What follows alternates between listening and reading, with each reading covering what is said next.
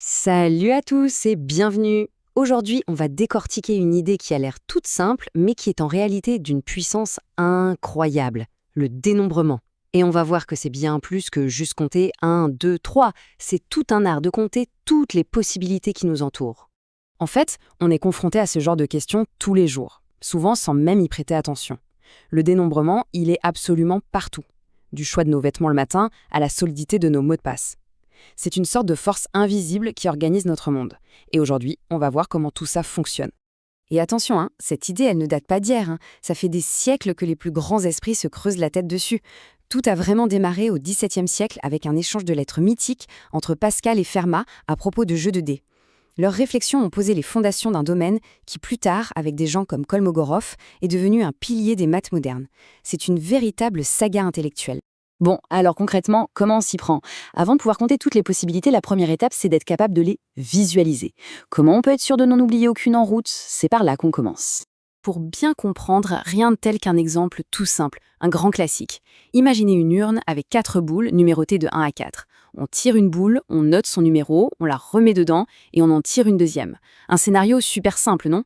Voyons comment on peut le décomposer. Pour visualiser tout ça, il y a un outil génial, l'arbre des possibles. Pour le premier tirage, on a 4 options, donc 4 branches. Et comme on remet la boule dans l'urne, pour le deuxième tirage, chacune de ces branches se divise à nouveau en 4.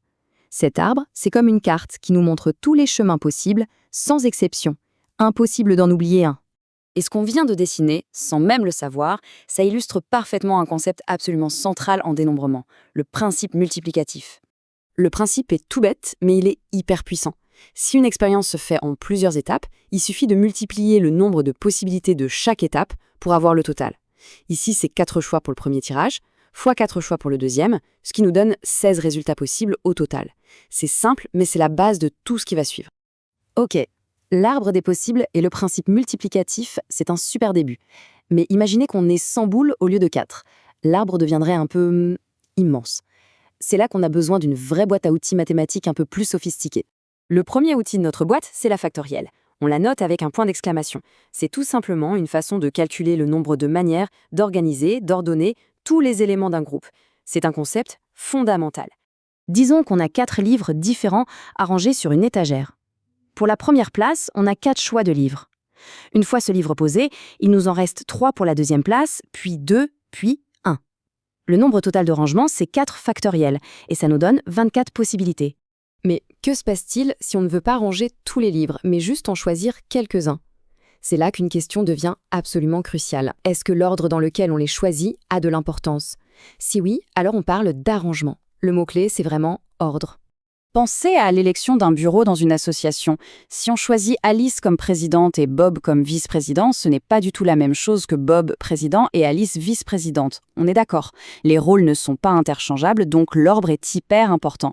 Ça, c'est un cas typique d'arrangement. Et maintenant, le cas inverse.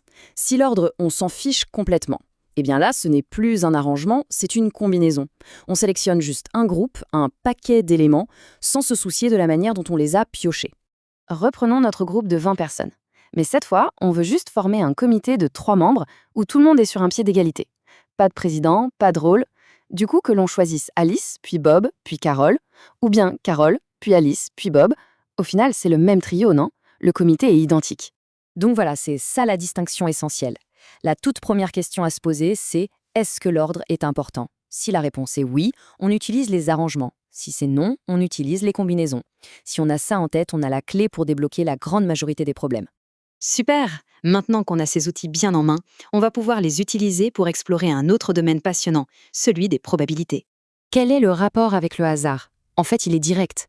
Pour pouvoir calculer la chance qu'un événement se produise, il faut d'abord savoir combien d'événements sont possibles au total. C'est logique, non?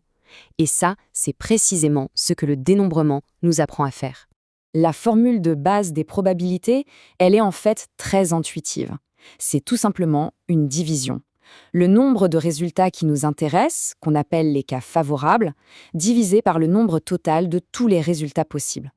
Et voilà, la boucle est bouclée. Tous nos outils, les factoriels, les arrangements, les combinaisons, ils servent avant tout à calculer avec précision ce fameux nombre total de cas possibles. Sans un dénombrement correct, notre calcul de probabilité serait complètement faux. J'aime beaucoup cette citation de Jean Cocteau.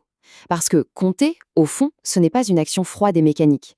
C'est une façon de trouver de l'ordre dans le chaos apparent, de révéler les structures qui se cachent derrière les choses. C'est presque une forme de poésie mais avec des chiffres.